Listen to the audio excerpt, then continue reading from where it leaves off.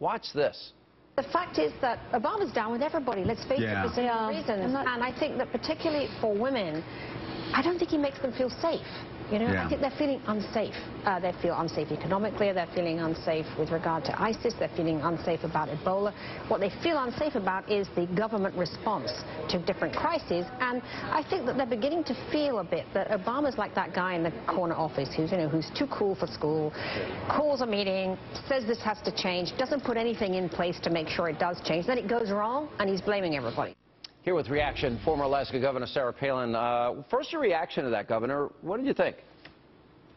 Oh, ironic, because that little lady, Tina Brown, she is such a big part of the problem. She, with her and her ilk being so uber uppity and so cocksure of their untouchable elitism, they who support liberal men who have kept women, unfortunately, kind of embracing this lie that they should be dependent upon government. So Tina Brown, chick, you're a day late and a dollar short. They've been beating the crap out of strong, common sense, smart, conservative women for years, she and her ilk. So, well, again, day late and a dollar short, Tina. You know, it's very interesting here. The left claims they have a monopoly of compassion for minorities, for women, for Hispanics, etc. They make a big deal about Mitt Romney having women's resumes in binders, but yet look at the silence. You hear very little from the left about radical Islam and ISIS and the treatment of women under Sharia. Why do you think that is? I have a hard time understanding that. Because these maladroit, fake feminist women, they have such a double standard, so hypocritical, as they would support anyone who would have sympathy for, say, Muslims who do treat women so poorly, so inhumanely, and not do all that they can to stop the rise of radical Islam that would adversely affect America's interests.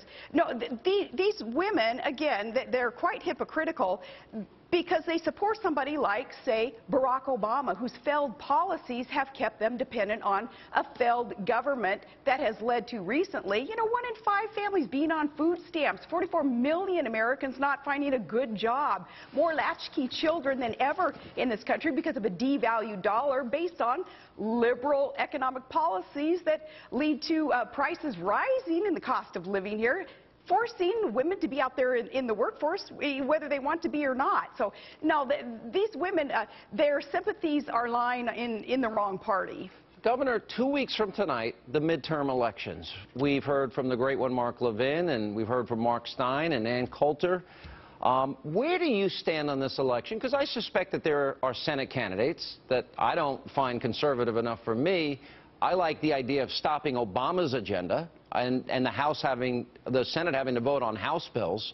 Why is this important to you? What do you think is the most important thing here, especially for people saying, well, my guy's not conservative enough for me? What's your reaction to that? A vote for any liberal running for Senate especially is a vote for Obama and his failed policies and this runaway debt, runaway spending, the disrespect that we are feeling all over the globe when we used to feel this void of leadership with American exceptionalism. Well, that's all gone under Obama. So anybody who would vote for a Democrat Senate candidate is going to be voting for continuation of this failed status quo of Barack Obama's. So in other words, even if you have an uninspiring, maybe establishment Republican, if you were in that state, are you saying you would vote for them to get the majority in Republicans' hands in the hopes that they will stop Obama's agenda? Is that a fair synopsis? Yes, in this case, this go-around, the very worst Republican will be better than the very best Democrat, because the Democrat would line up, obviously, with Barack Obama's agenda. At the end of the day, those Democrats in the Senate, they all go home, and their daddy is Barack Obama, and their uncle, I guess, is Harry Reid, because they fall under the fold of those two ultra-liberal radicals, Obama and Reid. So, yes, we don't need any more Democrats in that, lining up on that side of the ledger under Barack Obama and Harry Reid. A vote for a liberal Senate candidate is a vote for Harry Reid and Barack Obama. It's amazing these Democrats have voted with Obama 96, 7, 99% of the time, are doing everything they can do to distance themselves from them. To watch that dance is pretty funny to me. It's cracking me up here in Alaska, Mark Begich. I mean, Marky Mark, so phony baloney, full of his, oh, I stood up to Barack Obama. No, he voted with Obama 97% of the time. The gift that we were given, of course, yesterday, and GOP establishment, you better not blow it. You better take this gift as gold and capitalize on it. When yesterday Barack Obama was out there saying, hey, these dudes voting with me in the Senate, the ones who are running, especially in a red state, got to get them back in there because they're going to keep voting with me. Well, Mark Begich, Mary Landrieu, others of their ilk, that's who he's talking about, and that's who we got to make sure we don't send back to the Senate.